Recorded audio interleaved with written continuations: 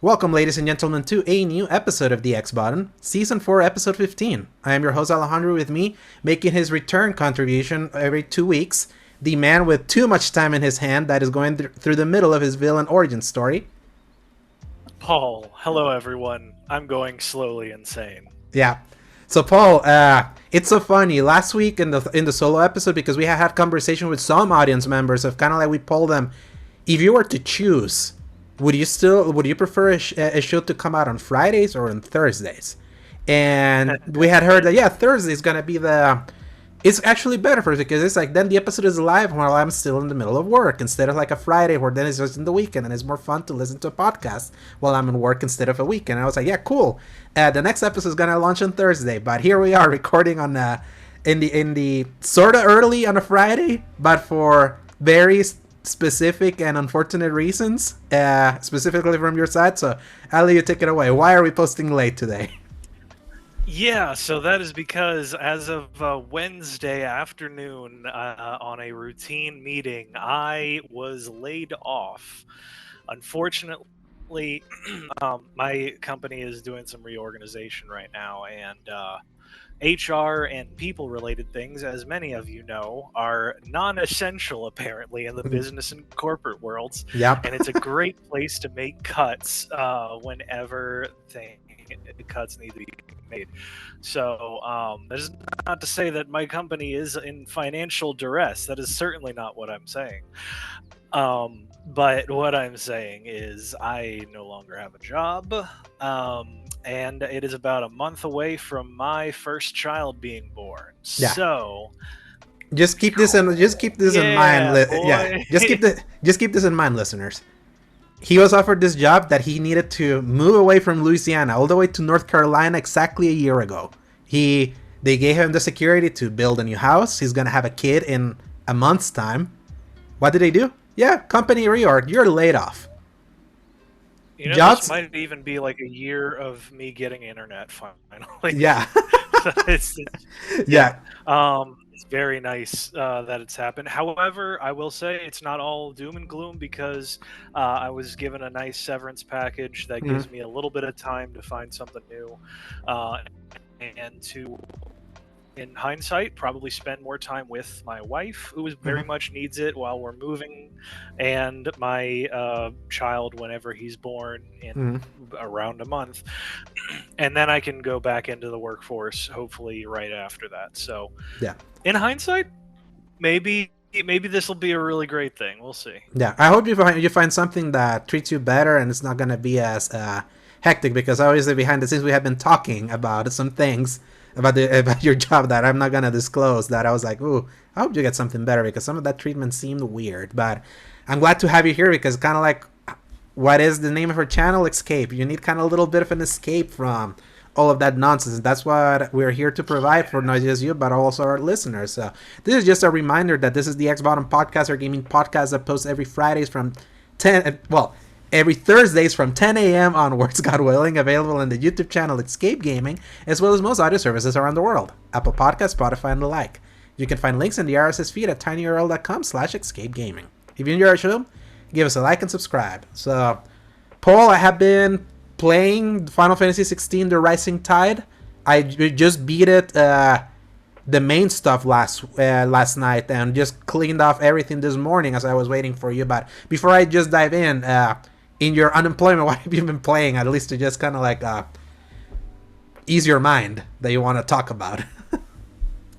Yeah, so let's start with the ultimate comfort food, and that is Kingdom Hearts.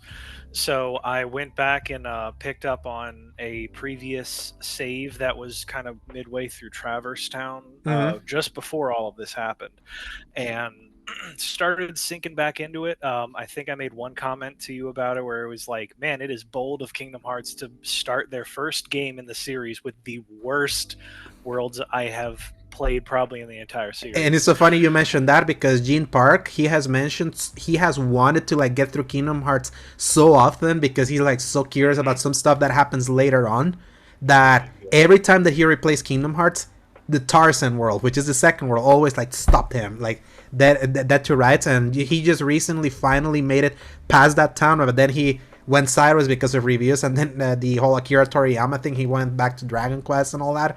But it's so fun. It's like those are the worst maps of that game. I remember the first time I played Kingdom Hearts back in 2017, 2018 with the PS4 editions. Those maps, I was like, this game suck. I was like, why do people love this? Like, these layouts are so horrible. Like, you don't know where to go, and especially in the Tarzan world, like, am I supposed to go back to this area, like, trying to jump through those trees and all that? And then it just gets so much better after those maps. Literally, it's just a leap afterwards. Yeah. It is such a leap because you go from that to, I mean, Olympus Coliseum, even though it's very small, it is such a cool concept where the whole thing is just a bunch of arena fights. What was next? It was the Aladdin world. Agrabah? Yeah, Agrabah, the Aladdin world is super cool. I gotta say, though, Kingdom Hearts 1 has some of the worst, like, this is where you go problem. Because maybe sometimes in like world to world within that, it'll kind of be like, hey, this person disappeared, we got to go find them, and then that's it. And it's like, okay, cool, there's a lot of space here that we can move through. The fact that Monstro is just, another one. I don't know how I managed to do it without any issues this time. Tarzan almost was the death of me once again. I burned through Alice in Wonderland's world extremely fast because I knew better than to even bother collecting evidence. I got like one box, I did it, they were like, oh, it was you, haha. I was like, whatever, and then I killed them all. But at the same time, I am way more powerful than I ever was the first time I played this game, and I've only played through Kingdom Hearts once. Because you're a 2 guy. Because 2 is your game. Yes. Well, I am a 2 guy all the way. I've replayed that game at least 4 or 5 times minimum. That was like my crisis core before I found it. But even then, I somehow never like leveled up my drive gauge because they never told me that I could. So anyway, yeah, Kingdom Hearts has just been a great comfort food. The music is fantastic. The character work still is just like so silly and fun. And like, if it wasn't so terrible at trying to intro you to things, I would tell my wife to get on it. Yeah. Because she would not be able to find anything. There's no way. And there's even on easy, I don't think it's anywhere close to doable for her. So I might like ask her to play Birth by Sleep or something. I don't know what I'm gonna do. Or just jump her on 2. Just jump her on 2 and show her a video. Because I mean, even if you go from 1 to 2, you might like, there's still so much that you miss out because so few people played the random Game Boy Advance spin-off game that actually explained everything that was super important to the plot. Who would have thought? Also, I noticed that Sora's wearing a red jumpsuit. It's not a shirt and pants. It just has a blue belt in the middle, but there is no seam between the shirt and the pants. He's just wearing a red jumpsuit. And I was really hoping that wasn't true, but I looked very carefully this time, and it's facts. Anyway, so that was a lot of fun for me. And then the other game that I played is RoboCop Rogue City. Yeah, which we finally got on a sale. And man, I gotta put some respect on this game's name. I gotta speak the right stuff here because it's like Deus Ex as far as like the feeling of, you have these hub areas, within that is like 1 or 2 side missions, there's some random things to find, because you won't notice until at the end of your little mission, it tallies up what you did. There's a bunch of grayed out stuff that you just had no idea was there, because if you go around the city is how you like find things that happen dynamically. So that was really interesting. There's a lot of investigation. There's like an RPG skill mechanic where you can bulk up like your deduction or engineering or just like combat skills if you're boring.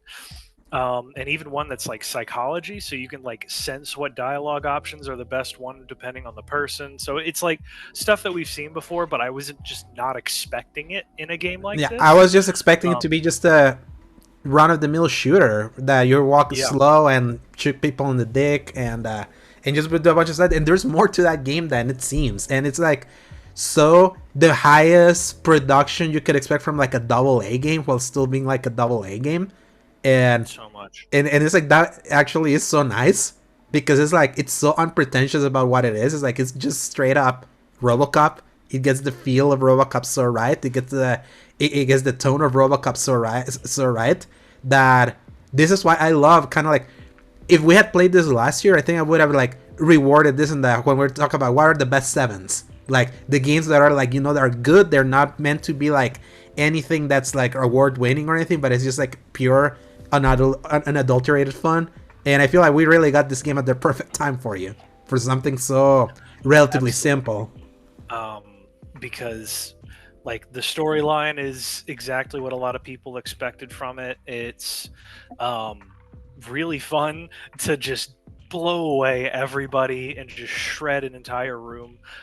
There is skills for your gun specifically that, I kid you not, has given me now infinite ammo and full auto.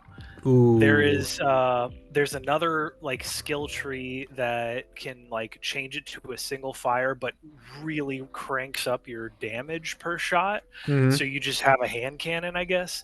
I haven't gotten that one yet, but all of the other stuff, it is insane how stupidly powerful you can actually make your gun and just kind of break the game in the best way. Mm-hmm. Especially anytime they have you do target practice and then you just like you're a machine gun. It's amazing. So anyway, yeah, RoboCop is a great step jumping in point if you've never watched any of the movies and you're like, I don't know why this is so cool. It'll get you in the mood. It totally get you in the mood. Because I went back and I rewatched well, actually, so I watched the second one for the first time because I've never actually seen the others. And then as soon as I finally finish that, I might go back to the first one because it is just, it's solid. Yeah, the first one is always the best one. That's kind of like that first RoboCop movie. I put it next to like Terminator 2 as kind of like all time great. Those 80s brutal action. One is like okay. Yeah. It's a little bit like sillier at times. There's some other stuff going on. The pacing is terrible, but it still has some good stuff going on for it. But yeah, the first one is exactly like where this gets its vibe from, and I really hope that we get more from it. And apparently Amazon bought the rights to RoboCop recently, so they're making a movie and a TV show now, so I guess we'll see more of that in the future. Yeah. Anyway, yeah, so that's what I've been doing and enjoying the heck out of that. Before I move on to anything else, go ahead and take it away with your Final Fantasy 16. Yeah, because it's before 16. Like I wanted to play more RoboCop, but I still felt like the grasp that I'm having, like that the Final Fantasy franchise has right now on my life, it's like really all consuming. That I'm like, yeah, I'm cool on that, but I'm such in the mood that I'm just trying to like write it out. Like Crisis Core, I did the 299 out of 300 missions of the side missions that they offer you. I did that like in record time, but then I had to stop because the final mission, which is the secret boss Minerva, was just destroying me. That then to beat her, I needed to get the Genji armor, which is like classic Final Fantasy. That kind of like Genji is like the best armor you can get in almost any of these games that offer it. But to get one piece, I needed to get the DMW thing, the roller, the dice roll thing that's like in the top corner that gives you the buffs and all that. That's kind of like basically like the roulette of that thing. I needed to get all the DMWs at 100%, and I got all of them except Clouds. It was stuck at 90%. And then I was looking online about what to do. It's like, oh yeah, you should get the materia to get Cisne's one, so you can get into heavenly mode that will potentially roll the final like 10%. Basically, you increase percentage there if you get all the different cutscenes that randomly pop up. They're kind of like secret memories of things that happen that you never see but are like Zack's memories. And there's that one from Cloud that I never got it to pop. And then I saw that the way to do it is like, oh yeah, put all those material for both Cloud and Cisne and do the 1000 soldier thing, like with the hope that could pop. And I was like, I love this game so much. I love it even more having replayed it now in the hard difficulty and being more immersed compared to like when I replayed it prior to Rebirth. That I was like, I'm getting burnt out of this. I'll come back to this later. At least I got the hard trophy done, which I completely broke. Like that game's not hard for me at all because of how much I over leveled, but that will be waiting for me eventually. I was level 83. Someday I'll get it to level 99 because in order to level up, you have to like depend on a dice roll that hits 777 for you to level up.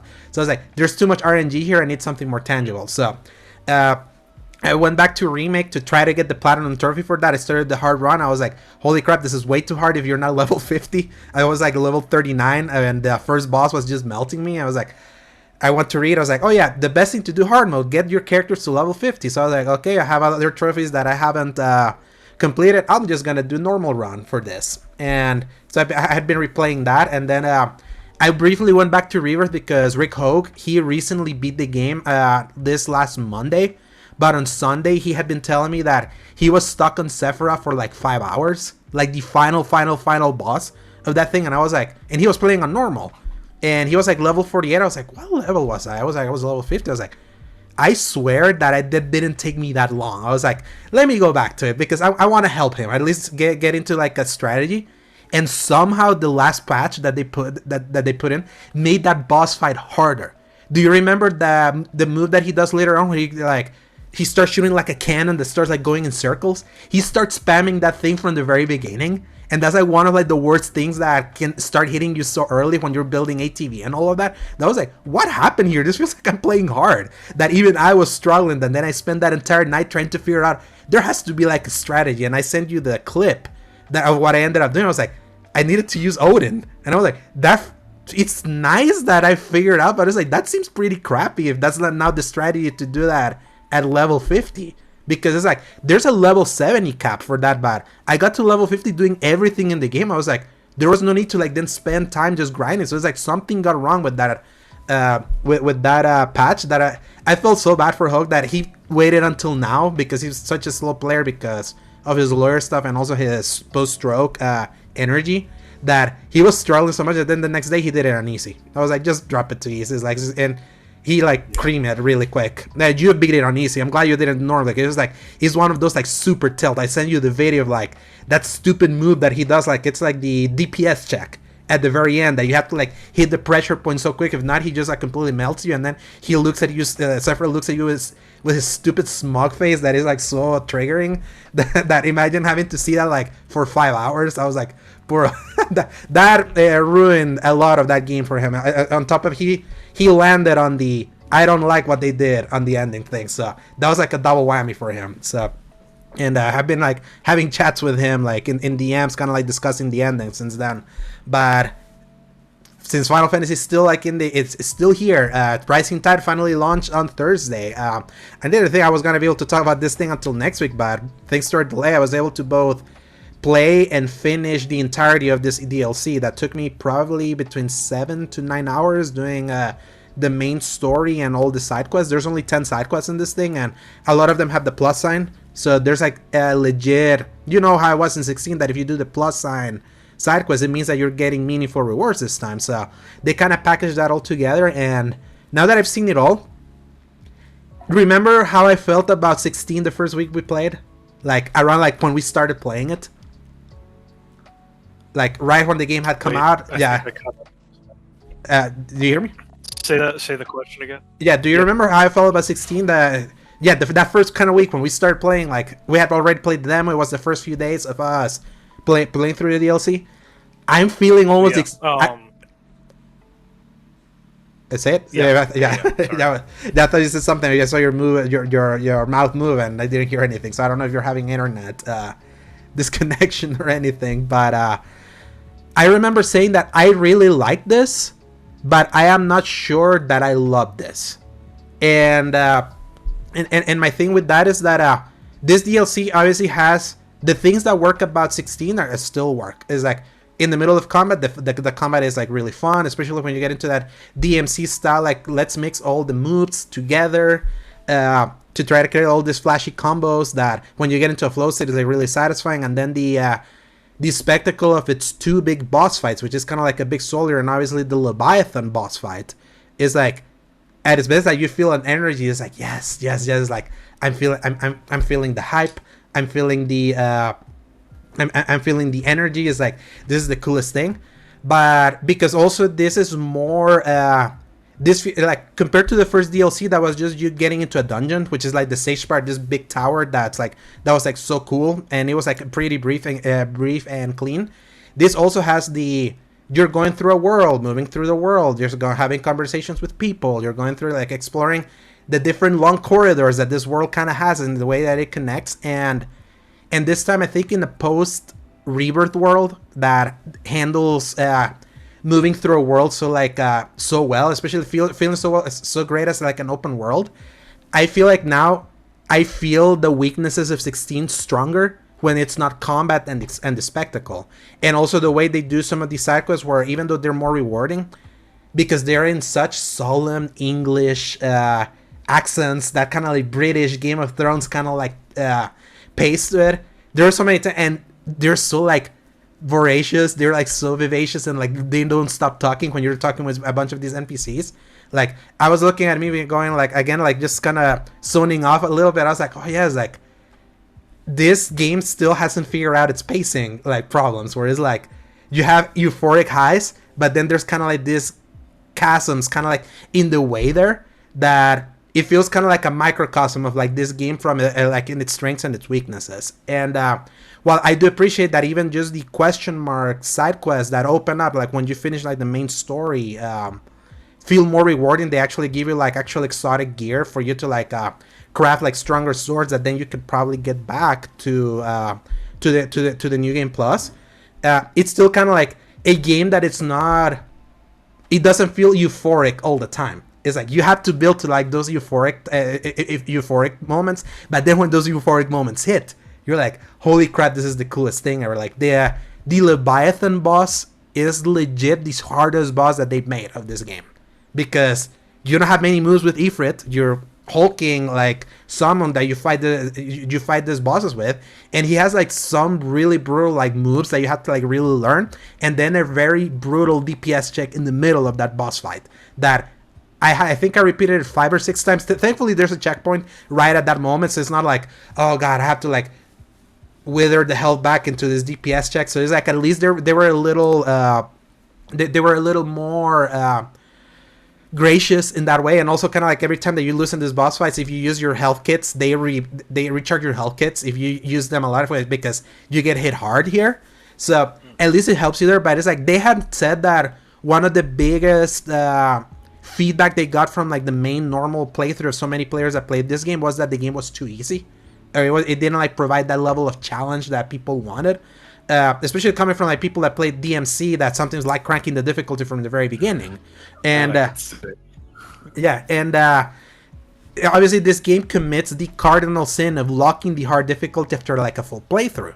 So it's like no matter what, it's like people that want a harder experience really have to play this entire thing, which is so long anyway, that therefore for that one, because if it's Devil May Cry fans, they should know that, because you have to play through it to unlock one more difficulty each time, and then you unlock the next, and then you unlock the next. So. Exactly. But how long are those games? That is where I will give it to you, because those things you could probably beat in like 3 or 4 hours. Exactly. Especially if you know what to do. You're not looking at cutscenes and all that, and Devil May Cry's never been about its story anyway. It's like the story's silly. Yeah, the story definitely silly, has its moments. It's like a fun romp. Dante's hilarious, like getting to see that cuts like that playthrough that I sent you of like the mod that put all the FF7 characters in it, and being reminded of some of the silliness of that thing was so was such a great reminder. So well. Yeah, and it just fits so well. But obviously 16 is like a very long Devil May Cry, so them like implementing the same idea of you have to play through this entire game to unlock that. I'm like, it's been a year, they should probably have already unlocked the hard difficulty, because it's like they were so afraid. It's like that's always something funny of remembering the lead up to 16, that because this was such a departure, them doing a Devil May Cry style game when those games they're successful, but it's like they're not so mainstream successful as to there's a lot of people that I know that are like, I don't want to do like a super tight character based combo base because my hands are not dexterous enough. It's like, this is too hard for me. That's why Souls likes have been like more embraced as hard games, because they're deliberate.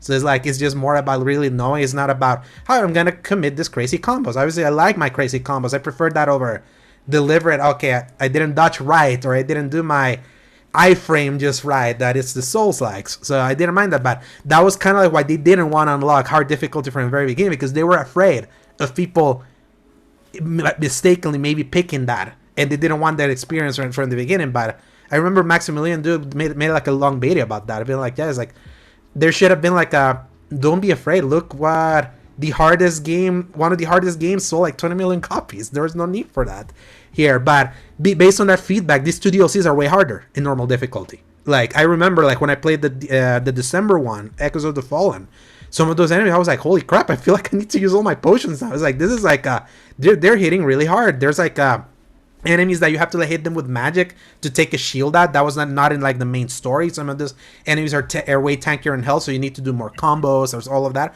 That was implemented here, especially when you fight even mid-level bosses like Thornberries. The Thornberries are here. Obviously, there's like normal Thornberries that are kind of not that hard. They hit you, but it's like not the, oh, I'm gonna hit you and they're gonna melt your health. No, but the mid-level bigger Thornberries and then the Thornberry King that you can get in like a side quest. Those things are like, oh yeah, I need to be more in my. You can look at a meme from Jim Park of someone sitting here with a chair and then like leaning in, kind of like when you're like a little laser in. Uh-huh. Yeah, there's a lot of that in this DLC. That I was like, okay, it feels nice to feel more challenged instead of feeling like you get into like an autopilot of, okay, this is time to use my icon and mix it with this and this and this and all that. And that shines so hard in the two boss battles and also the Kairos Gate, which is this game, this DLC's version of the Bloody Palace of DMC5, kind of like you're going through floor of just like waves of enemies, and they can be like really hard. There are 20 floors. I couldn't make it past floor 10 last night. I was like, I need to come back to this because when you lose, you have to start from the beginning again. So I finally got, before we started recording, I got to level 12 out of 20. So I definitely want to see what else is there. Because again, another thing what makes me conflicted about a DLC that I ended up liking a lot is that in the lead up, like when they did a PAX East panel, when they revealed the trailer that was awesome for this DLC, they had also mentioned kind of like an epilogue that was going to open after you completed the two DLCs that was supposed to give more of an idea of the state of the world of Ballistia because of its ending. And a lot of people saw it as like, are they expanding on the ending then? But no, they oversold it more in that what they did with the epilogue was more like a thematic like build up of the ideas presented of the results of the ending. Once you finish that, the ending remains the same. That same ending that's very heartbreaking, but also very open to interpretation depending on the clues that you catch on the side quests that you did before that ending. They really were able to like they doubled down and saying that they didn't want to change the ending, and sure enough, they sure did. They it is still the same thing. Like they didn't leave themselves any door open to like continue more. At least from what I see, is like this Leviathan DLC, like everything that they added, definitely feels like them closing the book on this game. And that feels so interesting in an era where we feel so many entries since 10 have like an extended shelf time. Like 10 gave us 10-2. Final Fantasy 11, an MMO. Final Fantasy 12 got its re-release with the Zodiac Age that gave more things. Final Fantasy 13 had a trilogy of games. We have a trilogy of 7 remake. We had 15 with 4 DLCs. And they were planning to do 4 more, but decided to just do 1 more and then cancel the rest. That it does feel, and then 14 obviously still ongoing. It's getting an expansion later. This thing is like 16. It's gonna end up being like one of the few Final Fantasies like over the last decade plus that they decided, okay, we're only doing 2 expansions. Close the book. We're done. It's like this is a complete thing, and it feels weird. It's like, at the very least, it's good that they realize to know when enough is enough. At the same time, this is such an interesting world that I feel like we got expansions of other worlds, but not this one. That I'm like, it's like, I feel there's still more that could have been done with this world, especially if they would decide to make a thing where you don't just play as Clive. There's so many cool characters around you that they could potentially make their own game. That's another thing that this like opened my eyes of why I prefer Reaver so much. Like it's weird going back to a place where you only play as a main character and you have like companions with you that clearly has some cool moves that you have no control over other than your dog. That I'm like, oh man, it's like, I know they wanted to hone in on just like a really cool main character, but the Final Fantasy experience is that variety of like mastering your party, knowing that. And I see like the kernels of like when I see Jill like transform into like her Shiva, doing Bliss Sagas on her own, or Joshua transforming into like a Phoenix and doing like some really cool moves just unprompted in the middle of combat, but you have no input, but you only have input with your dog. And I'm like, yeah, this feels rougher to play now compared to like Rebirth, but the things that it does so well is still so well that I still like both games. But now I understand the Final Fantasy that I prefer personally. But 16 is still like in the things that it works. I think Leviathan still delivers on that. And I will say this: just hearing the intro, the song that introduced this game back in 2020 play out after the halfway point of the Leviathan boss is kind of like the curtain call. Oh man, I was like, it jolted. It's like it's so hype, and I saw like I have Reddit. I got a Reddit notification today. It's like, you didn't pay $20 for a DLC. You paid to hear the song everyone wanted finally used in the context, because a lot of people said that they played this game hoping to hear that song play, and that song never played in the main game because that was only used for the trailer. That was only the plan, but a lot of people asked Soken, the composer, be like, please, it's like, release that song. Like, we miss that song. Do like an official release of that. We don't want to hear song extractions from YouTube that took out dialogue then put them here to kind of hear that song. That song's never been released. And Soken is like, you know what? This song's gonna be all over this DLC. So for people that want kind of like that sonoric like hype experience on top of like the spectacle, that fight delivers. Just be aware that it's a hard fight. It's a very, very, very, very hard fight, especially if you haven't been playing for a while. Because like you have to remember about counter moves, combo moves with Ifrit that you probably didn't need to use back in the main game because it wasn't forcing you to do that. So it's like, it's interesting all the depth that was there, but you couldn't see because the game was just not that hard. But now it is. Well, so with how little you really play as Ifrit, and or Ifrit, I guess, depending on who's saying it in Final Fantasy 16. But anyway, just like how little you end up playing as Ifrit, it's like that's how it's always the most difficult part, I think, because I'm trying to think back at like parts that I struggled, and I think all I can think about is any of the times where I was playing as Ifrit and I like just didn't have as much familiarity, or I would like kind of lay back because all you can do is like a couple of moves, really. Yeah. Because a lot of the fun is as Clive, all of his avatar level of switching icons at once like that. And I think that's one reason why I'm almost glad that we don't play as anybody else, because if we did, Clive already has like the best parts usually of their moves, besides like, you know, like you said, with Jill actually being able to turn into Shiva, or Jonathan actually being able to use his Phoenix powers. Joshua, golly, I can't. Jonathan. What's funny is that the voice actor's name is Jonathan.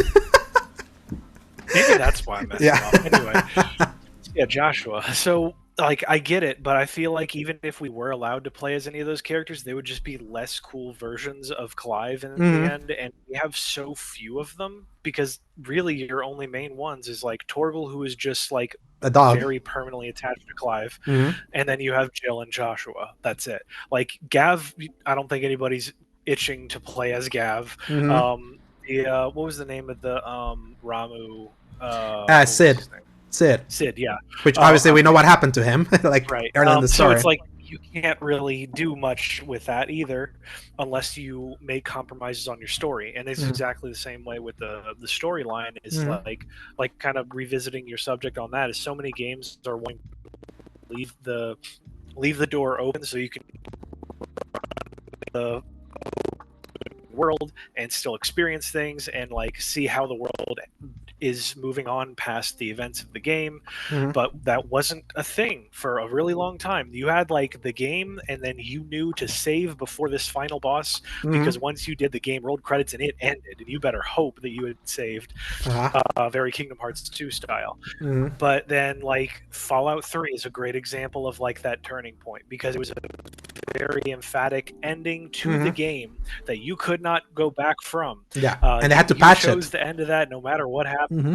And they patched it with the DLC so that you could go back, but then it undercuts the entire like emotional through line of how powerful that was for your character to go through that certain Mm-hmm. item. And I'm avoiding spoilers for anybody that wants to go back to it. Honestly, Fallout 3 gets a lot of hate, but I loved it. Yeah. Anyway, that was like the whole idea behind it. And now everything is just like, oh, we can't kill anyone, we can't let anything bad happen because we want you to be able to play as everyone. Look at Spider-Man 2. Yeah. You can't. They couldn't remove the Venom powers fully because they knew people would want to play as the Venom powers after the game was over. So they did the anti-Venom stuff in a kind of a weird way. I don't even know if I would do anything differently because I was one of those people that was like, you better not take away my symbiote powers. But it's kind of a breath of fresh air for 16 to just say, no, we're going to keep this ending exactly the way it is. Everybody's where they need to be, and we're just going to flesh out some stuff beforehand. I haven't played it yet, so I can't tell for sure. It sounds like I'm going to land pretty similarly to you, if not like maybe a little bit more positive in areas, a little bit more negative in some others, but we'll see. Yeah, it all depends, because you haven't really been playing it, and also I did start I replayed the early areas again just to get myself reacclimated. So I would recommend you do at least don't just jump into this stuff like completely fresh, because it will immediately try to throw you to the deep end, and there's some complexity to this game that is if you just like go for it just wailing square, it's not gonna work for you, especially with like all the ideas of staggering enemies and all that and all that stuff. So that could like affect it. But I also kind of like, I respect this game like committing to the bit of they committed to the one character. That's like how they built it. They added 2 extra icon moves, which are like, I will send you a video of like how cool combining those 2 icon moves are. Especially the second icon move is really interesting why they give it to you, because it's like I was not expecting a second one. I was only expecting one, but they went ahead and gave you a final one. So it's like, wow, you have all these things that's gonna make a Final Fantasy mode replay now, especially if they allow you to have both of those. Like maybe a completely broken experience, and that's actually kind of nice to feel so overpowered with what they give you now. Especially because they do hit you really hard over the head with Final Fantasy mode at the start. It is tough to kind of navigate that for a bit, especially like those early boss fights before you have really any of your before you're supposed to have your icon abilities. It's still good, and I was able to make it through even with my muscle memory, but it's I would really love to be able to do that with the new icon. Yeah, but yeah, so kind of like I said, like there's a lot to really like here. There's a reminder of why a game like Rebirth worked better for me now, or even something like Remake. That at least this finally solidifies which one I like more. But unlike the people in the internet, I'm not pitting these 2 games against each other to say that this one sucks versus the other, because there are elements that 16 does that I prefer over Rebirth. Like visually, it's a much prettier game, even though it runs crappier than Rebirth, like in its performance mode.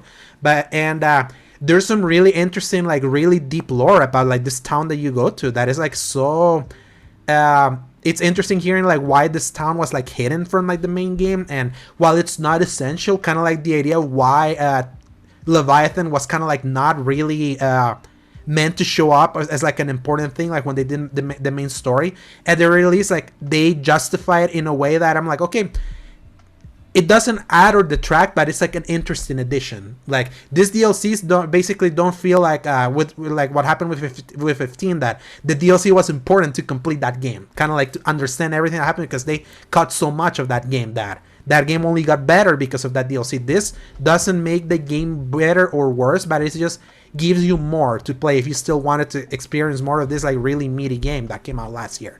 So I think because I'm reviewing it, I think I'm landing around an 8.5, depending on like I'll see what the verbiage is on my on my text to decide where I land. That's kind of like what happened. I thought I was gonna land a 9 on Rebirth, and then when I saw the text, I was like, this is more like a 9.5. So I'm gonna go there. But I still like, if you like Final Fantasy 16, I still recommend it. It's still more of that game, and it gives you the best parts of that game. It has improved a bunch of stuff, but then it also like underlines the ways that it fundamentally has shortcomings compared to the rest of the series. But as long as you have always vibed with the things that it nailed and focused on, it's still more of that. And I'm glad that I got to play it.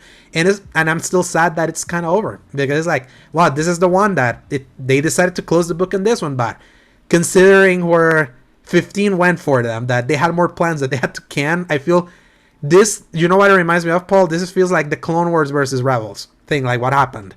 Look at all the plans that Dave Filoni had with Clone Wars. Okay. Yeah, and then he got canceled. Yeah. And then with Rebels, he was like, "No, I don't want that to happen again. I'm gonna like end this so that I don't get like rock pulled again." And it feels like that happened. And because it's still the same team that's working on 14, they just knew it was like, yeah, we have to like also keep providing content for that. Hence the Dawn Trail expansion that's coming out later this year. So they knew where they knew what bread buttered them, and it's like they gave more for 16. 16 was a moderate, like a relative success for them, and we'll see what they do next. I wonder if this is gonna be the team for 17, or if the 7 remake team will do the 17th game.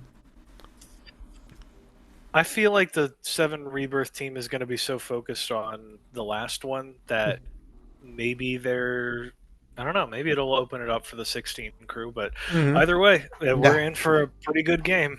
Oh yes. As long as Kingdom Hearts 4 is good. Yes, but that's a different team. That's what's so funny. There's all these different micro teams within Square Enix. Completely different on that. Yeah, and it's so funny, Paul. Like a month, like 2 years ago, around this week is when we talked about Kingdom Hearts 4. And I'm like, damn. 2 years ago. Yeah, and we still haven't heard much since then. But because Final Fantasy is still kind of like in the limelight, they're waiting. But I bet that's next year because Square Enix has to put out something. So yeah, recommend the DLC if you want. It's just $20, and part of the expansion pass for $25 that gives you both of them. So that will give you like 12 to 13 hours extra of content if you do everything. So, and the Kairos Gate thing is fun if you like the combat. Just endless combat thing. Center stuff to just kind of like get to the good stuff of this thing. It's that's the turn your brain off part of the game, that's for sure. Yes. It's enough of what we've been playing, Paul. We got a few news and headlines to go through, so press X. For some news.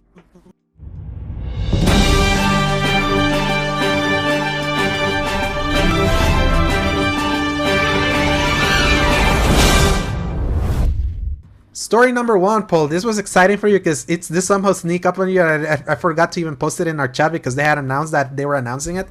Story number 1 by Chris Collin. Kingdom Come Deliverance 2 officially announced with trailer and first details. As revealed earlier via a leaked trailer, Kingdom Come Deliverance 2 will be released later this year for PS5, Xbox Series X and S, and PC. The game was officially revealed in a 13-minute game reveal video which showed off the first trailer and gave more information on the plot and features. Diving back into the heart-pounding world of 15th century Bohemia, Kingdom Come Deliverance 2 picks up where its predecessor left off, thrusting players into the shoes of Henry, the steadfast son of a blacksmith, embroiled in a tumultuous tale of vengeance, betrayal, and self-discovery, the game's description reads. In this gripping sequel, players will traverse a meticulously crafted medieval landscape from the humble confines of a blacksmith's forge to the grandeur of royal courts, all while navigating the treacherous currents of a kingdom torn apart by civil war. The game will take place over 2 maps, making it double the size of the first game. Players can explore the beautiful and diverse Bohemian paradise with the majestic Trotsky Castle, and then visit an urban environment of the silver mining town of Kudenberg, play unsaid. The game's combat system has been revamped, with new ranged weapons including crossbows and early gunpowder weapons. PlayOn released a Switch version of the Kingdom Come Deliverance game, the original one, last month. The game was ported to Nintendo's console by Saber Interactive, the guys that are making the KOTOR remake now, that recently escaped Embracer's grasp to become independent. I'm very curious, real quick, about that Switch version of Kingdom Come Deliverance 1. Yeah. I want to know how that runs. I think it was a cloud version, but I don't know. I would lie you. I only saw it revealed, so... Yeah, so yeah, Kingdom Come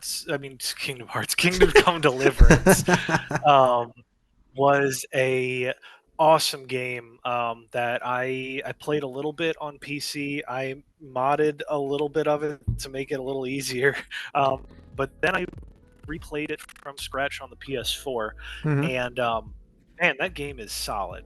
It's rough in a lot of places, but it's the same kind of roughness as like an old Fallout game, but it's all rough in the right ways. It's got so much heart. I love Henry and all of the other characters, which is weird because they don't look like they would be memorable, but after a few hours they really sit with you. And the combat was amazing, super fun. All of the weapons and options that you could do were super different, especially not just in the animations, but in how they affected everything. Mm-hmm. So all of this, just to say that they are going to get a second round on this, Mm-hmm. is all okay by me. Yeah. Kingdom Come Deliverance, the first one, is always gonna be like an example of internet, some websites' power not like dictating the reality, because there was a lot of controversy over the fact that this game set in in a Bohemian European old schools place didn't have black people. European, like old time European like place that's all like predominantly white, kind of like in The Witcher. It's like they made it, like the developers made a game that that was so true to the era of the game, and they didn't want to like insert stuff just for basically brownie points, however you could kind of call it there. And then the same people that were decrying that, they were trying to find like dirt on the developer, and they found that the developer was like very pro the ethics in games journalism side of Gamergate when it happened in 2014. Obviously, like the whole thing with Gamergate was like got twisted and turned, because then like what was supposed to be an ethics in games journalism became kind of like a tool for harassment that many people like did in the name of that movement. And because of that association, they put two and two together. He's not putting like black people in this thing. Look, he's a Gamergater. Boycott this game. We're not gonna cover it. And he went and sold 1 million copies within his first month, because a lot of people were like seeing that, and they were like, "You guys are idiots!" Like this websites that are like trying to cover that is like they're doing a game like that's true to the thing. You don't always have to like shoehorn things that are not meant to be, unless it's like worth putting in that game. So this was like a really one of those few examples of like kind of like why I always fight with Sebastian, that he cares too damn much about like what sites say. That is like they don't have the call. They're not like the people that decide like fully like what works and what doesn't. They have opinions that are written, and that was like one of those examples. And what's funny is that a lot of those websites went out of business also recently, like Waypoint or Advice and all that. So Honestly, I'm really glad that I missed all of that, because I don't know if maybe I just didn't have my finger as hard on the pulse of it, mm-hmm. but I just remember this is the game that was like the Kickstarter, Mm-hmm.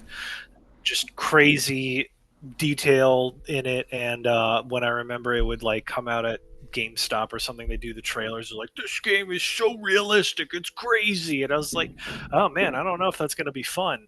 And it Mm-hmm. turns out it is, as long as you know how to play the game, because boy is it rough at times. But Yeah, but that was kind of like, it was a Kickstarter success story, because it was like, oh, a RPG kind of like in the Skyrim vein, but not a fantasy game.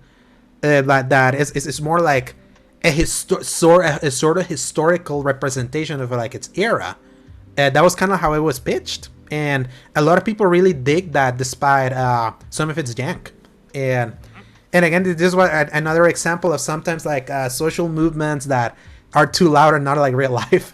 So, and in this case, it was like, I'm glad that they fought back. Obviously, the Hogwarts Legacy thing we talked about, that's a different thing entirely, kind of like more realistic. entirely. Yeah, but that's what I always remember more about that first game, because I saw it with my own eyes, kind of like how some were trying to attack it for those two specific reasons that I mentioned, and they overcame it. It's sold enough, and 6 years later, now a sequel. Let's see if it's just as janky. And now I know a lot of people that were able to ignore that noise were like, I've seen it as like, yeah, this is one of my most anticipated games for the later part of this year, at a time where we don't know what's later in 2024. So now we got one. Yep. I'm definitely This is gonna immediately top 3, top Mhm. 5 for me. Yeah. That's for sure. Yeah, so yep, excited to see more and hear more about Kingdom Come Deliverance 2. Story number 2, Paul. Also story by Chris Scullion. Baldur's Gate 3 studio Larian is working on 2 new projects based on its own IPs. So last month, Larian boss Sven Vinky said the studio was moving on from the Dungeons and Dragons universe to try its hand at something else. Now, in an update on the game's Steam page, it shed more light on what this entails. Being given the chance to develop a game set in the Dungeons and Dragons universe has been a dream come true for us all, the studio says. But as Sven recently confirmed, we won't be introducing any major new narrative content to the story of Baldur's Gate 3 or its origin characters or companions, nor will we be making expansions or Baldur's Gate 4. As an independent studio since 1996, we value the freedom to follow our creativity wherever it leads. In this case, after 6 years in the Forgotten Realms and much discussion and rumination, we've decided to seize the opportunity to develop our own IPs. We're currently working on 2 new projects, and we couldn't be more excited about what the future has in store. It's still early days. We'll tell you more about those later down the line, but now that even as our focus turns to these new games, the sensibilities that brought you Baldur's Gate 3 are alive and well here at the Larian Castle. We're fueled by the same fire in our bellies, one that drives us to create immersive experiences shaped by our choices, and we can't wait for you to join us for this next adventure. The statement also includes a message from Vinky, who says he thinks the studio's future projects will be their best to date. I don't know if we're going to pull it off, but looking at our narrative, visual, and gameplay plans, I think what we're working on now will be our best work ever, he explains. So, obviously, there's also kind of like the behind-the-scenes thing that Hasbro is a really horrible company to work with, that they made so much money trying to extract the license, like the licensing fee of this of Dungeons & Dragons towards Larian, despite Hasbro doing nothing. That is kind of like why I've been like in such a let's move on from doing license stuff right now, because a lot of these license holders are like ballooning the value of like what holding that license is. There was one of the reasons that I dug more why Spider-Man 2 cost $300 million, because they had to like put extra money that they were gonna give over to Disney. Why EA wants to be done with license stuff because of these licensing fees. I'm really glad that right now they're like, I feel the Larian is at the point where we've proven people what we can do. Now let's put this talent into something new. This is what I want more than anything right now in the industry. Get away from stuff from the outside, license stuff. We have enough of that right now. Right now the industry needs more new stuff. Put that energy into that and then promote it. Hey, we did those license stuff, remember? Come over. We're gonna do the thing the same way. So, especially because D&D's not that big. Divinity Original Sin. That's not using D, right? No, yeah. Divinity Original Sin was like their own IP. It's like that was kind of like how they, That's kind of how they got the D&D like license, because they proved it to Larian, to Hasbro back in the day. Be like, hey, we kind of like wanna. We got inspired by Baldur's Gate 1 and 2. That's kind of how we did Divinity Original Sin. How about we, since BioWare's not doing it anymore, how about we try to like carry that baton into Baldur's Gate 3? That's kind of like the idea why they made a Baldur's Gate 3 in the first place, because the Divinity games kind of like were that without the license.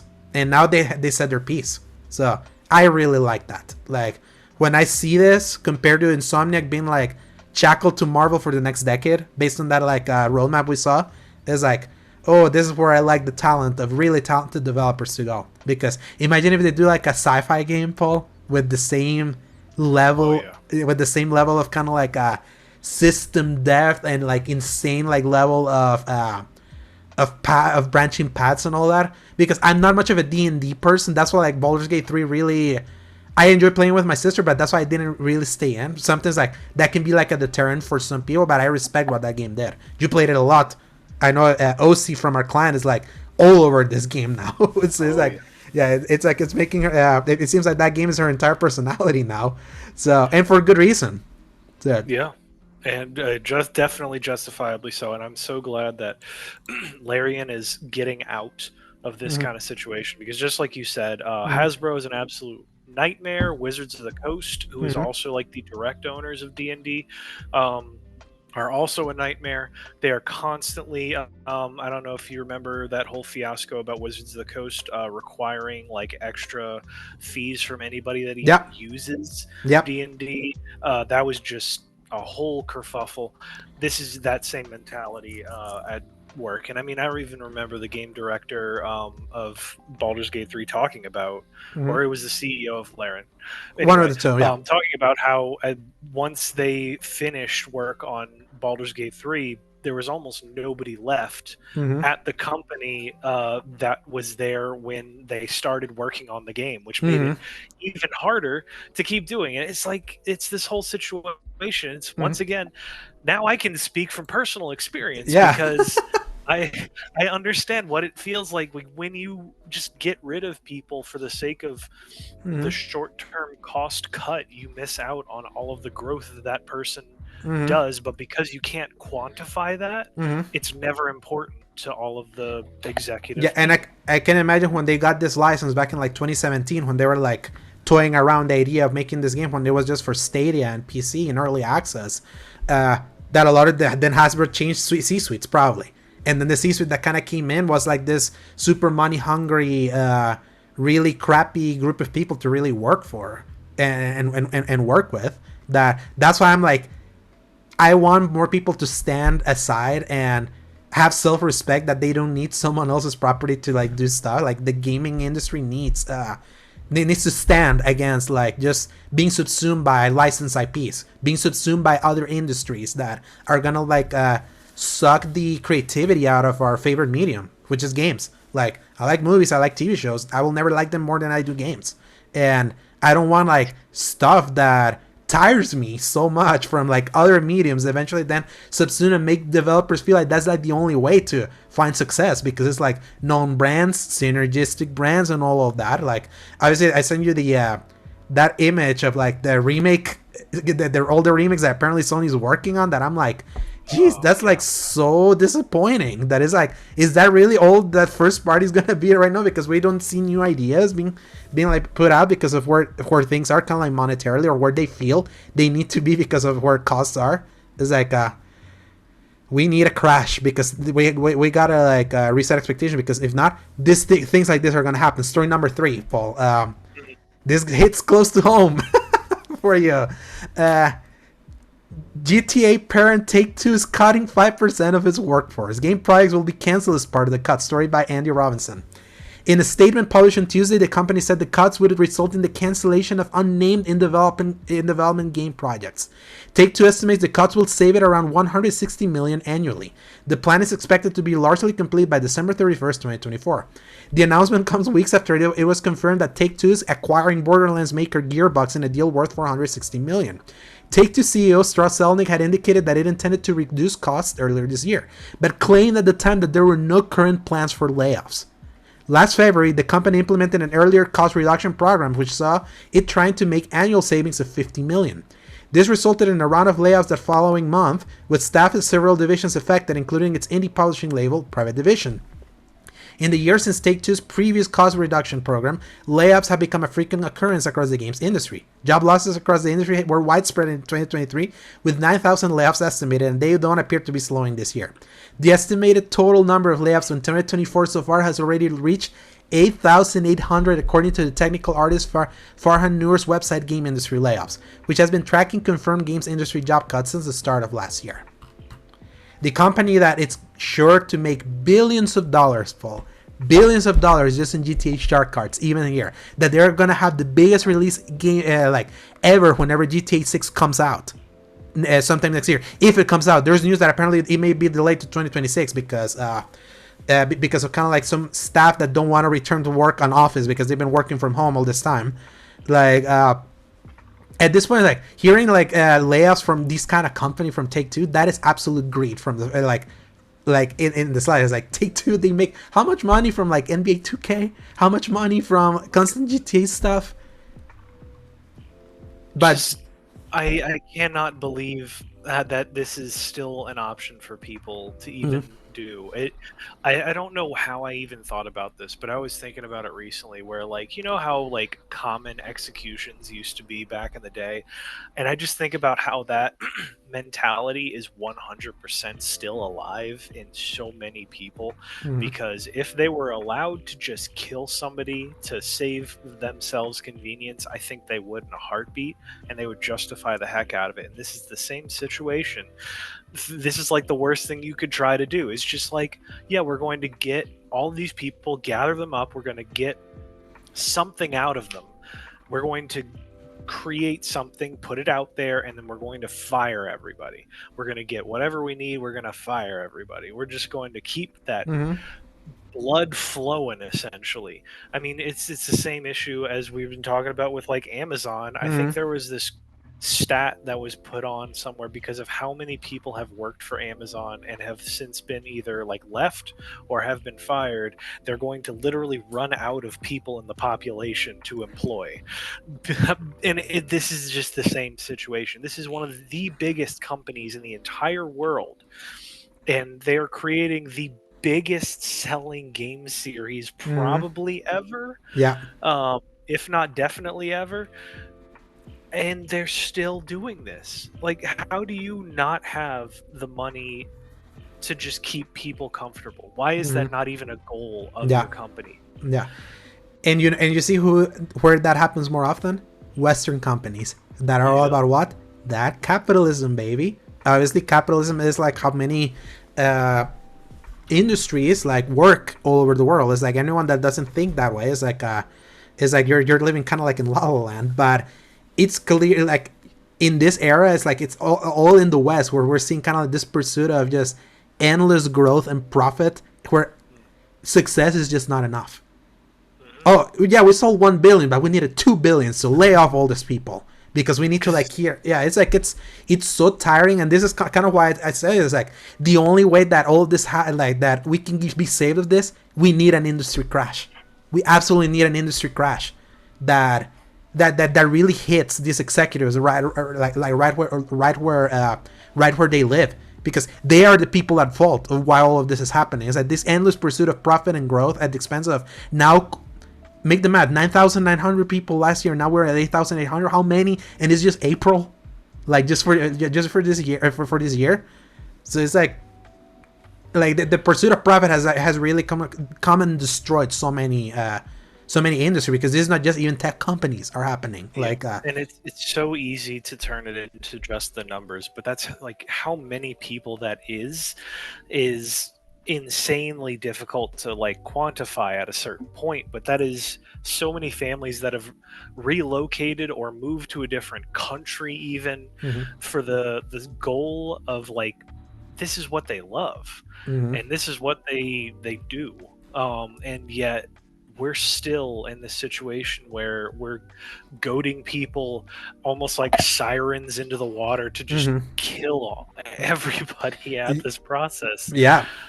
Yeah, Uh, literally kind of I think about your situation a lot, of like all these people that had to relocate to try to get a job in one of these companies, yeah, and then like how quickly they get like canned, and then they're like in the middle of so many investments happening at the same time. It's like that is like now I feel now that it's sort of hit close to home, even if it's not in this industry but something similar. yeah, I have even more heartbreak every time that I read one of these stories, especially coming from the companies that have zero excuse to justify them other than profits. The only layoffs that in this past year that I justified because I saw the results was what happened to Ascendant Studios with Immortals of Avium. A lot of people lost their job. Why? The game didn't sell. yeah. That is, it sucks that it had to happen, but it's like that is what I would expect why these things would happen, because like they didn't hit their, sadly the game didn't sell well. I liked it. It's on PS Plus now for people that want to play it. If you want to try it, so you can see that it's still like another like great 7 out of 10 game from last year. Uh, but it's like in that one it's like, well, they didn't make their number. Like if it had been like, oh yeah, we record breaking new IPs, let's can the entire studio. It's like it's way different. But that's the stories we keep hearing. It's like it's all these companies that are posting record like revenue and all that, but we have to like hit all this obscenely high like profit margins. And that to me, that's why I'm like, yeah, we need a reset. We need the reset that Hollywood got like in the 50s. It's like the gaming industry needs it, because it's like this is not sustainable, especially with how high like the high cost of game development now. And We're all this. going to get we might get a reset of the games, but I fear we are never going to get a reset on the people that are running these companies Yeah. because I having been enmeshed Mm-hmm. into that culture for the last year, Mm-hmm. it is so ingrained into them where it's like nothing can be enough because the second you are, that means you're comfortable. You're Mm-hmm. sitting on your wealth. You're Yeah. going to waste away. I went to let me give it like a quick stat here. Mm-hmm. The Dave Ramsey. Uh-huh. Oh yeah. Um, Yeah. Dave oh Ramsey. gosh. Okay, so just the If I price if to I could buy tell a you how single often, yeah, hey, I could tell you how often I heard Dave Ramsey quotes when I was an RA in college. oh man, Oh man. yeah. It was a big thing at my last company. But Mm-hmm. anyway, I believe it was like $10,000 for a single ticket Mm-hmm. to get to the summit leadership conference, Mm-hmm. and just the amount of things that they want you to do and pay for so much at that level. And the man is like, "Don't have a credit card, buy everything in cash." And it's Mm-hmm. like the that kind of mentality is so taught and so popular Mm-hmm. amongst this American crowd, especially, and we eat it up Mm-hmm. because it sounds like the was life, liberty, and the pursuit of happiness, because everyone says the pursuit of happiness means money, Hmm. but that's not what it means. Yeah, And we've definitely lost that for sure. yeah. And We've jumped the shark. it's We've absolutely jumped it's the shark at this point. So that's why I'm like, yeah, it's like I would hope for something to really like bring all of this down, because we need that reset, because like it's just getting, it's literally a bubble that's about to burst. Like that's how much all of this is, how all of this feels, and seeing all this amount of people losing that many jobs is like, it's worrisome. It's like, again, it makes me appreciate, like, even though like what Capcom recently did with the microtransaction of Dragon's Dogma 2 kind of like seems like devious. It's like, this is the same company that like enforces the idea like we're retaining these people because we're successful because of our people. These Western developers like don't care about what brought them success. They just like cycling people out. And and then like for example, like, and even like weird stuff, or like what, how people sometimes treat seniority. Like, have you heard something what happened to like an IGN guy? Like, you probably didn't hear about this. Like IGN recently like IGN created like a union. Finally, it's like one of the few unionized things.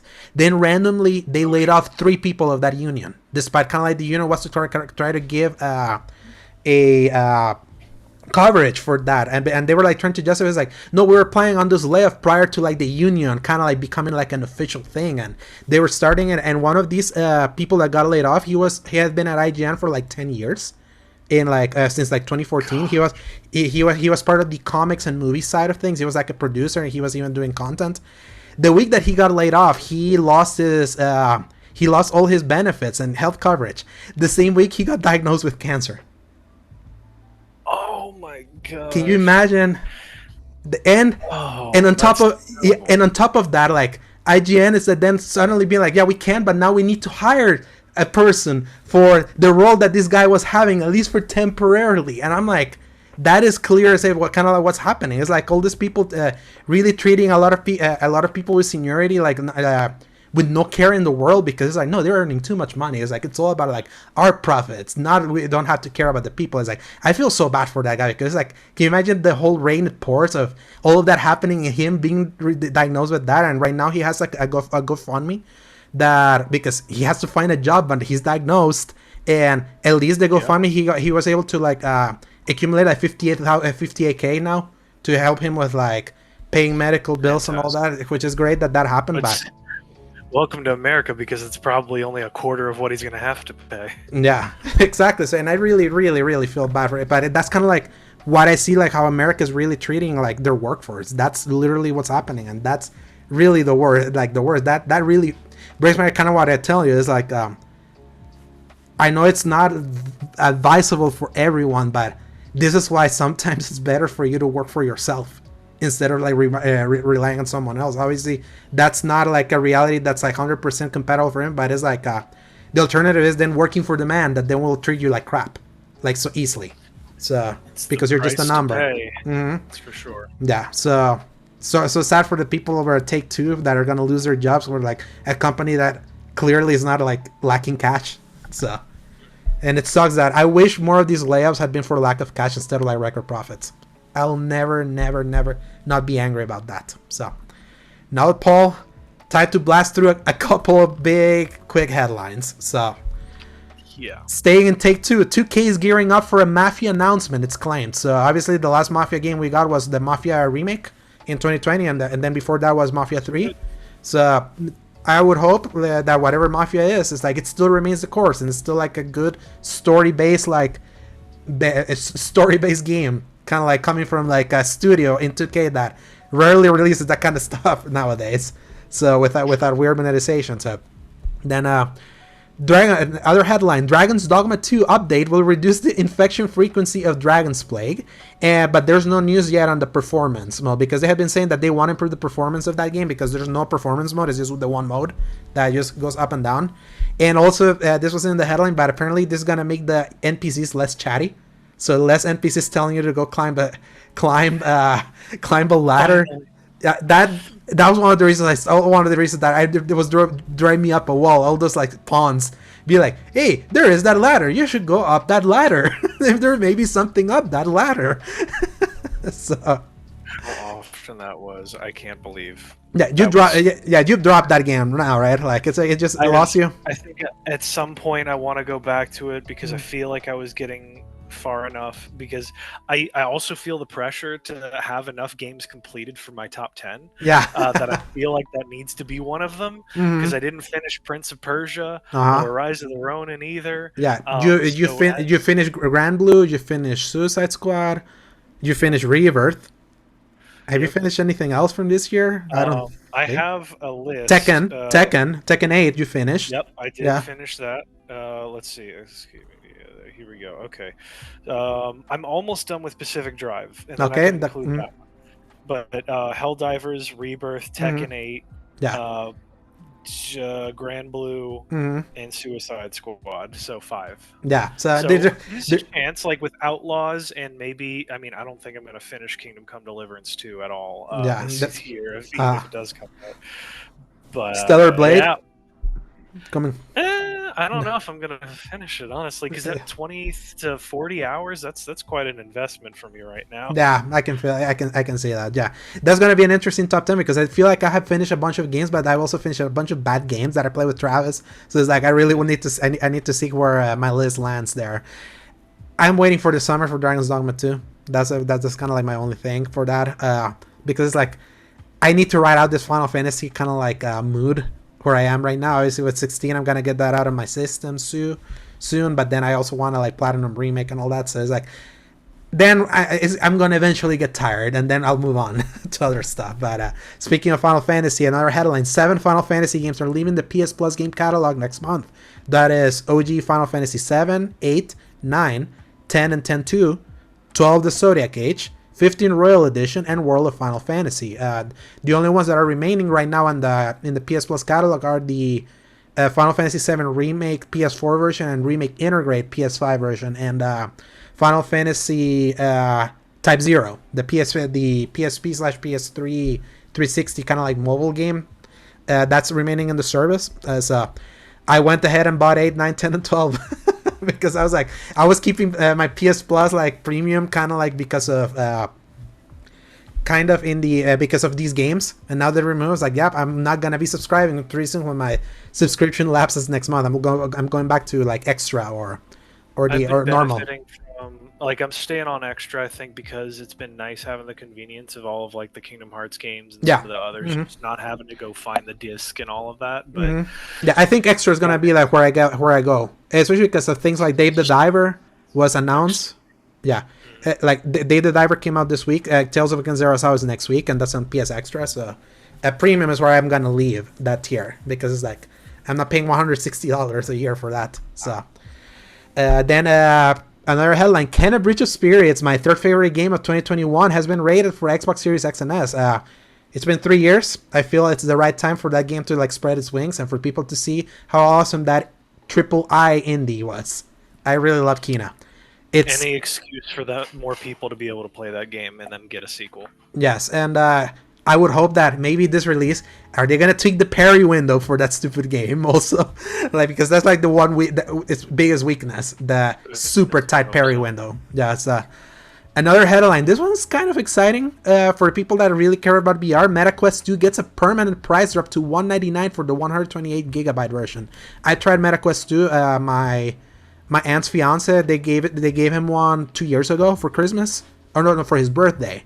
And I got to play like something like Beat Saber and a bunch of stuff. Like, this is really cool, getting a VR headset that it's untethered from a computer.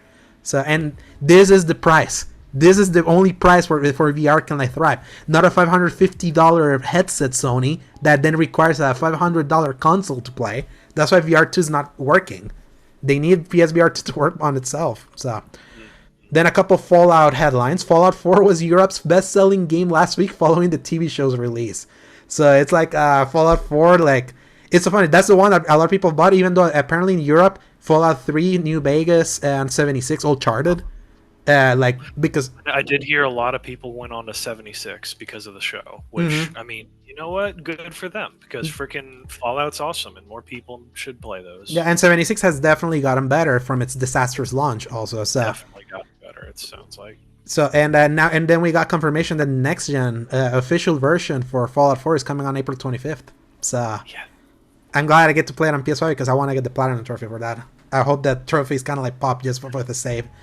Then we get also the Fallout TV show returning for a second season. Amazon confirms that Fallout TV show has been a massive success for them, and a lot of people praise what they've seen. I had my friend JLC, Josh, if you remember him. He's a big Fallout fan. Like, he texted me randomly, like, "You finished the Fallout show?" I was like, "I watched the first episode. I enjoyed it, but I'm not in a TV mood right now." But that's definitely on the list for something. And I know the poor Halo fans are like the Squidward meme right now in the window. Kind of right there in the back of my mind, because Elizabeth has taken your route of humor where she will not stop talking about, like, because we'll sometimes watch the stuff on Paramount, and of course they do ads. So one of those is usually the Halo show, and she's like, "Why don't we watch that next?"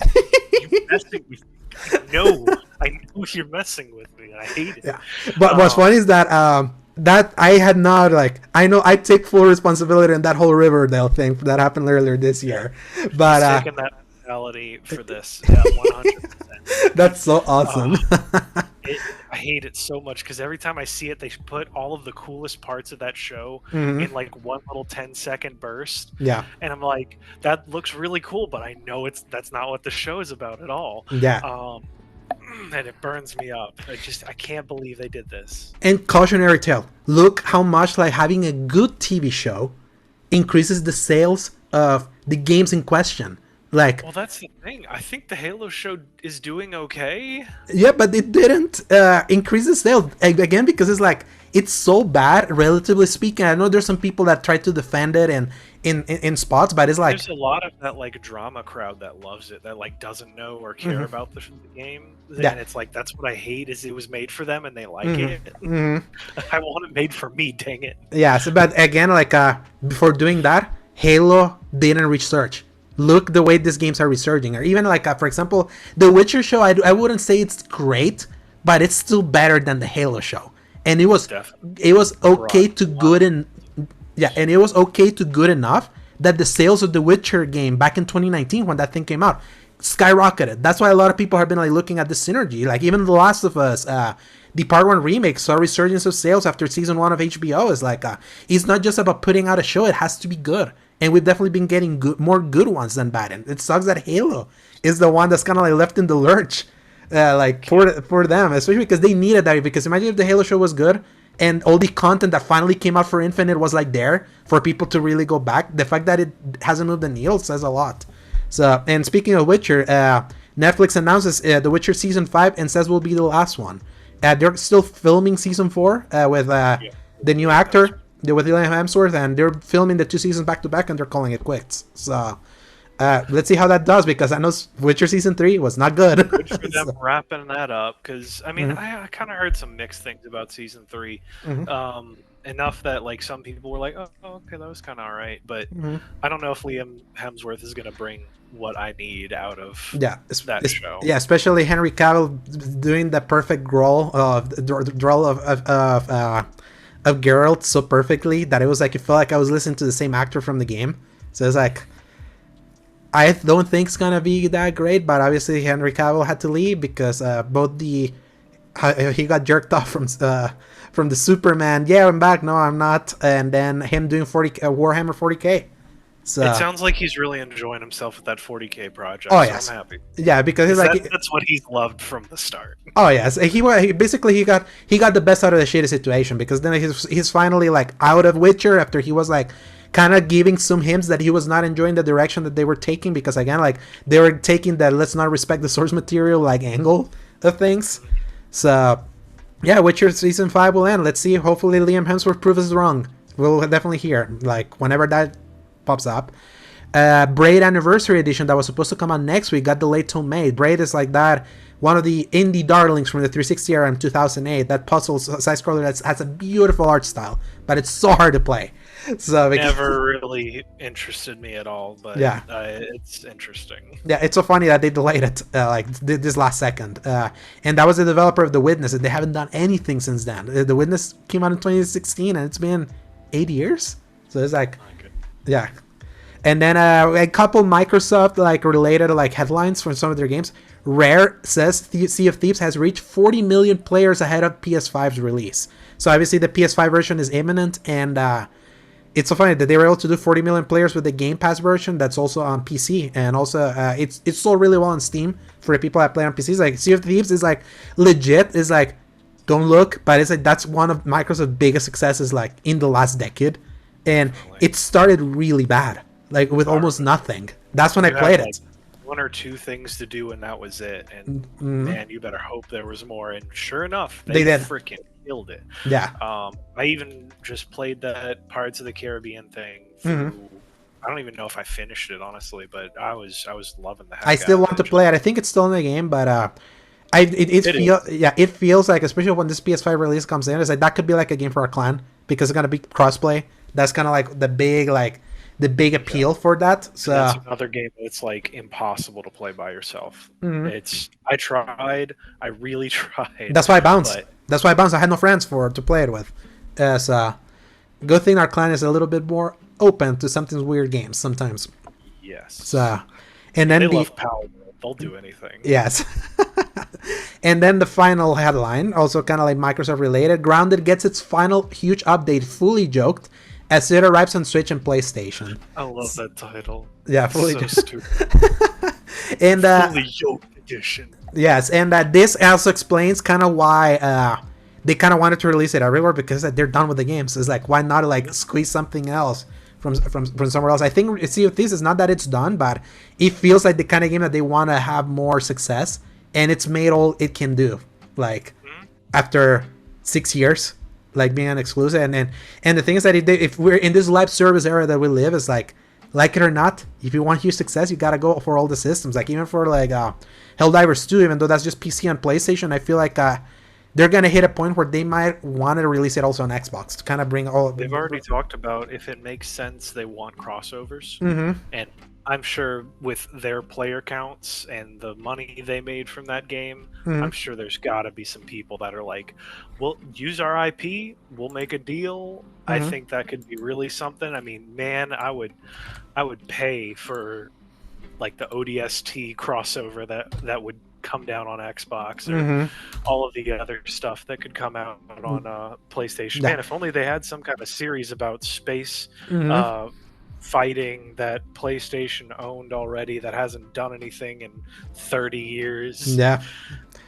Colony. Yeah, looking at Killzone, looking at a Colony Wars, looking at Resistance, is like they have so much they're sitting, but because they're so in love with the pretensions of let's be the HBO of gaming, is like they have so much cool stuff that they could mix their prestige with the fun. That's what I love about Helldivers 2. Is like Helldivers 2 doesn't make sense as a game in the current state of PlayStation, like what they like focus on, and that's why it's so refreshing, and I love it even if I don't play it as much. But I just respect what it does, because kind of like I said in the last week's episode, I read the headline of Helldivers 2 is on track of like outselling Spider-Man 2 like in the UK now, after despite that game be a big seller. Is like, yes, anything so that they don't feel like they only need to do those Marvel games. Like I need F Marvel. It's even though I think I'll be done with my F Marvel by the time Wolverine comes out, because I definitely want to see that. We haven't had X-Men in a while, even though I'm not watching the X-Men 97 show right now because I'm not feeling it. Maybe I will by the time we get Wolverine. I'll be kind of like in the mood. I'll be singing a different tone because I'm cleansing myself. Like once I go through my detox, I'll definitely want to do more. So with that, Paul, when you detox, man, everybody's got to dive for cover. That's for sure. Oh yes. Yeah. And with that, Paul, let's end the show with the releases of April 21st to April 27th. All right, we got Aiden Chronicle 100 Heroes on PlayStation 5, Xbox Series X and S, Xbox One, and PC on April 23rd. It's on Game Pass, by the way. This one. It is on Game Pass. All right. Yeah. Hammerwatch 2 on Xbox Series X and S and PlayStation 4, April 23rd. Lunar Lander Beyond on PlayStation 5, Xbox Series X and S, PlayStation 4, Xbox One, Switch, and PC on April 23rd. Phantom Fury on the PC on April 23rd. Tales of Kenzera Zhao on PlayStation 5, Xbox Series X and S, Switch, and PC on April 23rd. And this is on PS Extra. Yes. And now, Teenage Mutant Ninja Turtles Arcade, Wrath of the Mutants, PlayStation 5, Xbox Series X and S, PlayStation 4, Xbox One, Switch, and PC on April 23rd. Another Crab's Treasure, Xbox Series X and S, Xbox One, Switch, and PC on April 25th. Fallout 4 finally coming to the PlayStation 5, Xbox Series X and S on April 25th. Library of Ruina, PlayStation 4 and Switch on April 25th. Saga Emerald Beyond, PlayStation 5, PlayStation 4, Switch, PC, iOS, and Android on April 25th. Demon Slayer Kimetsu no Yaiba Sweep the Board with an exclamation point at the end. Very important. On the Switch, April 26th. Manor Lords PC, April 26th. Sandland,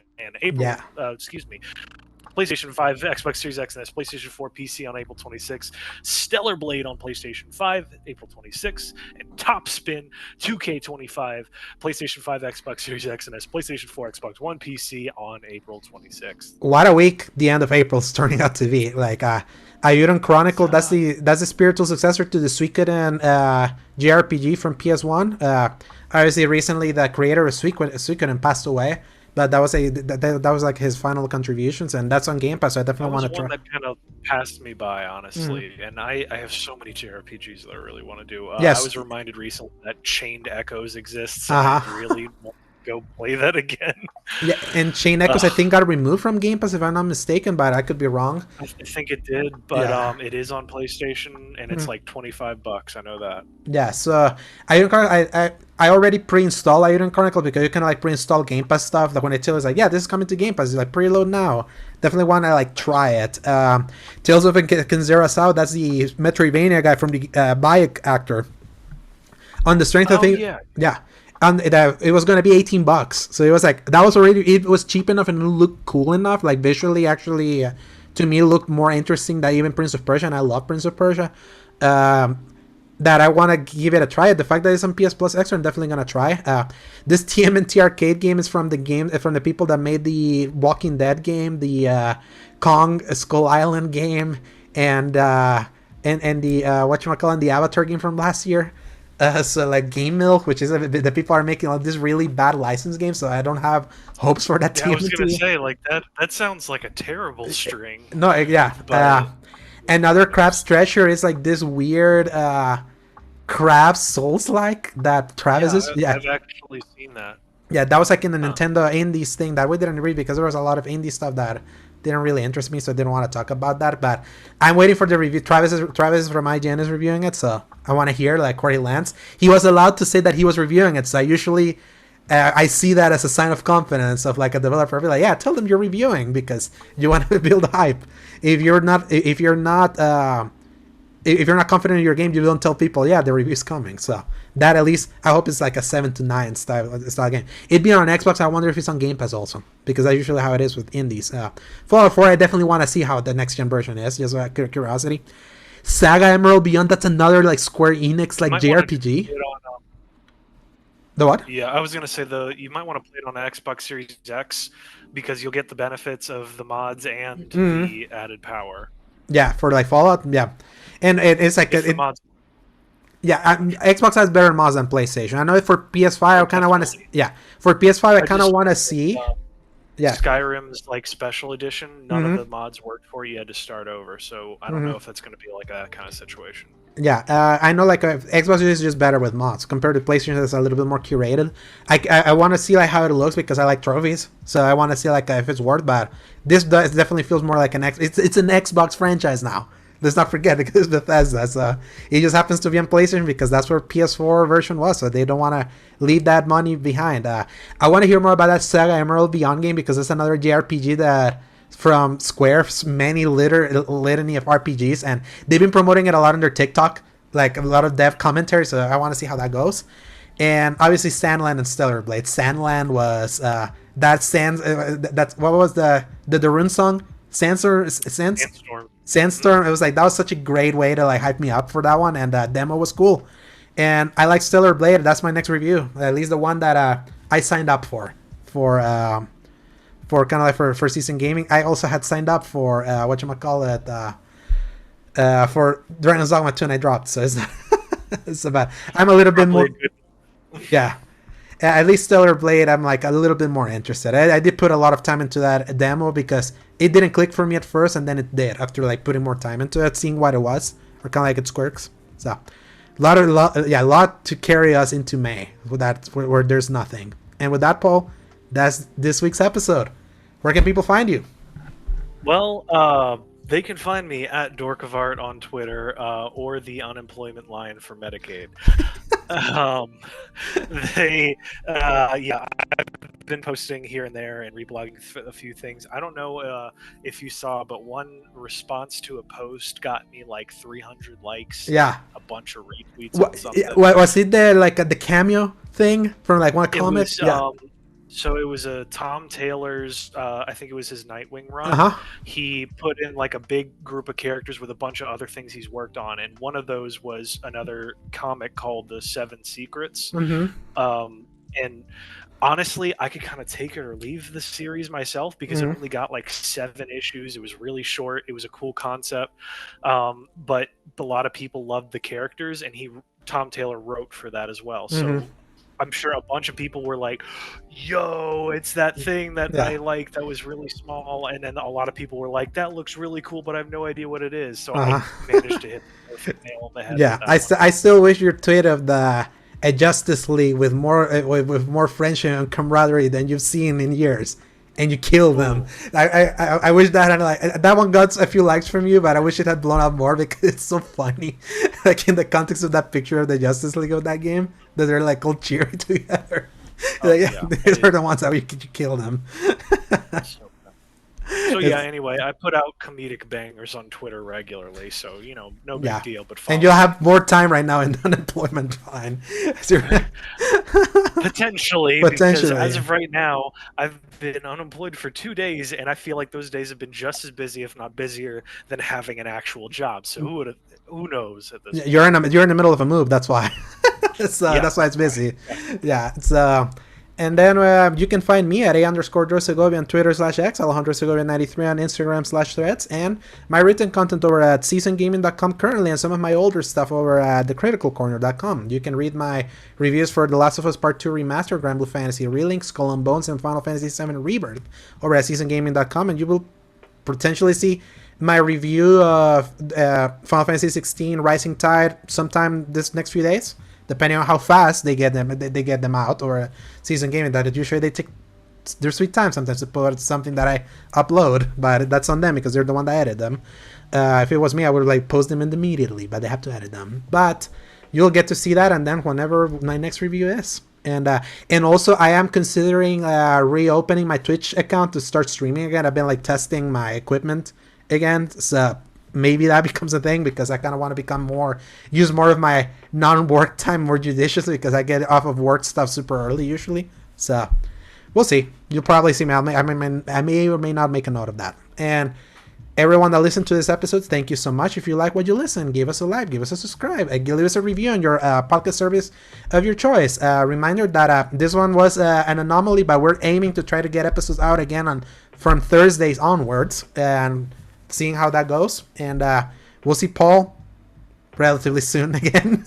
we'll see. And weeks. I'll be back to usual. Yes, and then until then, enjoy the rest of April. We're past halfway point. We're getting way closer to the summer than I may like.